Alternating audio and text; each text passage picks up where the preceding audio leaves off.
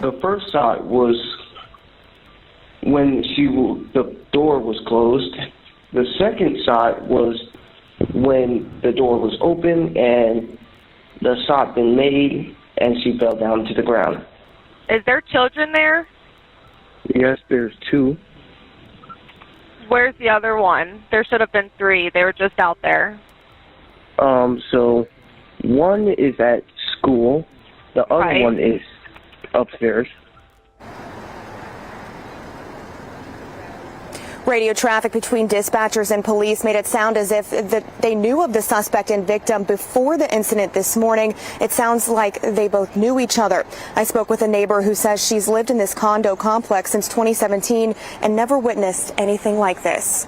All my neighbors are just peaceful. Everybody, nobody argues or anything. So, like, it's just shocking because nothing happen over here. Nothing. So, it's crazy.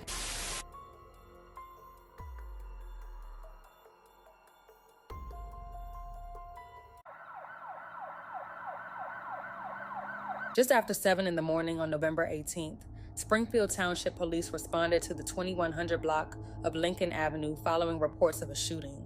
When officers arrived at the scene, they discovered an unresponsive adult female lying outside the front of a home. Stephen, neighbors tell me this is a usually quiet condo community. A deadly shooting is not typical activity in this part of Springfield Township. That is why neighbors say they were absolutely shocked to find out that a woman was shot and killed essentially right in their backyard. Police were called to this part of Lincoln Avenue in Springfield Township around 7 this morning for reports of a shooting. When officers arrived on scene, Springfield Township PD found a woman who was shot and killed. The coroner was on scene late this morning and then left a little while ago. There is still an active police presence in this section of this complex, and detectives have been going in and out of this condo collecting evidence. I want you to take a listen to the moments police were dispatched to this home this morning. Springfield Township's on scene, 2179 Lincoln Avenue, for what appears to be maybe a felonious assault shooting. Just arriving. And police have not released information regarding a suspect or if anyone has been arrested in this case. They also have not released the name of the woman who was killed or her age. The victim in the tragic incident was identified as 33-year-old Lucretia Black, who was sadly pronounced dead at the scene after suffering multiple gunshot wounds. Authorities quickly identified the suspect as Lucretia's wife, 42-year-old Taria Brown, who had married Lucretia in December 2023. After the shooting, Brown fled the scene in a dark-colored 2014 Chevrolet Cruze, speeding away before first responders arrived. Law enforcement agencies were alerted with details about the suspect and the vehicle. A couple of hours after the shooting, officers spotted Brown driving the Chevrolet in Clinton County and attempted to pull her over. Brown failed to stop, and a high-speed pursuit ensued. The chase continued until Brown exited the interstate and came to a stop on a county road near State Route 28. It was during this final stop that Springfield Township Police reported hearing gunfire from Brown's vehicle, followed by shots fired by the pursuing officers. Tragically, Brown was pronounced dead after the exchange of gunfire, but fortunately, no troopers were injured in the incident. The Indiana State Police confirmed that the situation began on the interstate and ended near a gas station at the State Road 28 exit. At least one shot was fired during the exchange, but investigators are still working to determine who fired the initial shot. It remains unclear whether Brown was struck by police gunfire. Police also reported that a gun was found in the car, and at least one shot was fired from Brown's vehicle as well as from the troopers. The number of officers who fired their weapons, as well as the exact number of shots fired, has not been disclosed. Following the gunfire, Indiana State Police's SWAT unit approached the vehicle using an armored vehicle. Upon approaching the car, they found Brown deceased inside, and no further injuries were reported. The Indiana State Police's Criminal Investigation Division is currently leading an investigation into the shooting as they continue to piece together the details of the tragic series of events. A Facebook post made by a close friend of Lucretia provided a bit more insight as to what may have caused everything to go left. She stated, "I don't know why people are sharing them together, like she didn't just kill my friend. My friend didn't want to be with her anymore. She is a coward. You killed yourself because you couldn't have your way. She was old and controlling, a true female narcissist. My friend was on the phone begging for her life, and she still took it. They did not live together. There is no excuse why you went to her house and uncooked her car battery so that she couldn't leave and took her life. This is not fair. Another post read, "To wake up and see you're no longer here baffles me. It's never okay to take a life, and you didn't deserve that no matter what the circumstances were. To lose your life to your own partner, your wife, is what makes it even more hurtful. Friend, this wasn't supposed to happen to you at all. You both lost y'all life due to domestic problems. She didn't have to shoot you. That was the cowardly thing to do." Neighbors were deeply shaken by the events, especially since their normally quiet neighborhood was not accustomed to such incidents. One was informed by others that a bullet hole had been found in her window. She described the morning as traumatizing, with police and crime tape outside her home and her neighbor's lifeless body nearby. She expressed gratitude that she was in the back of her house, where her grandchildren usually play, as the situation could have been far worse.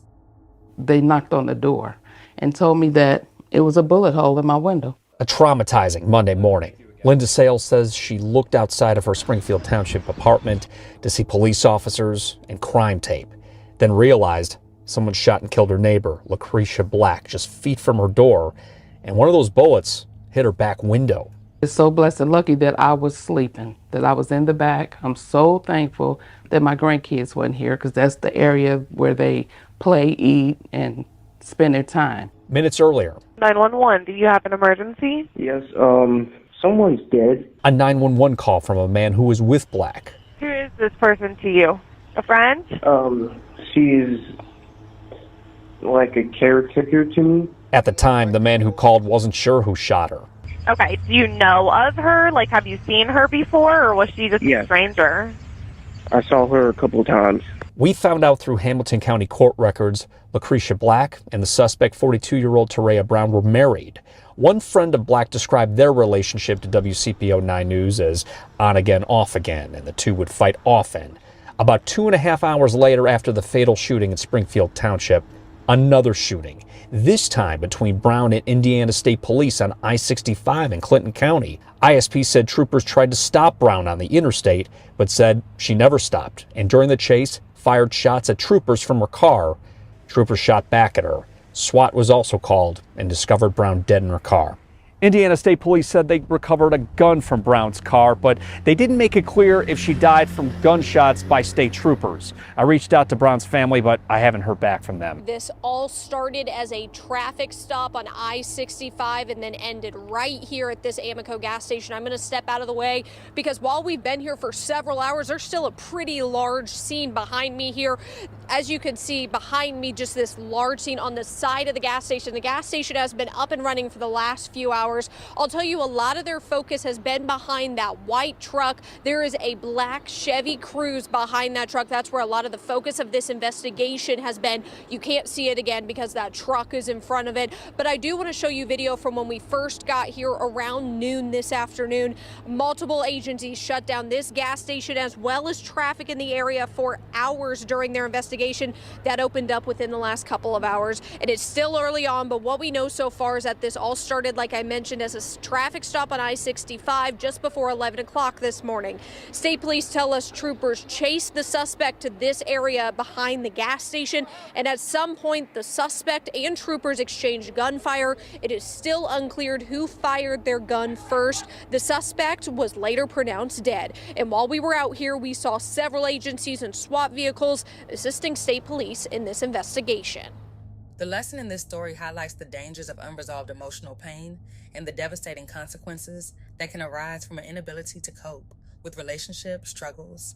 It emphasizes the importance of seeking help and support when experiencing emotional distress or the end of a relationship. In this case, the tragic outcome serves as a reminder that when emotions are left unchecked or suppressed, they can lead to harmful decisions that affect not only those directly involved, but also the broader community. Additionally, the incident underscores the importance of conflict resolution, communication, and finding healthier ways to handle personal struggles. The exchange of gunfire and the subsequent loss of life also point to the critical need for improved mental health resources and interventions, particularly in situations involving domestic conflict. The story serves as a stark reminder of how violence should never be the answer to emotional pain or relational turmoil. Rest in peace, Lucretia Black.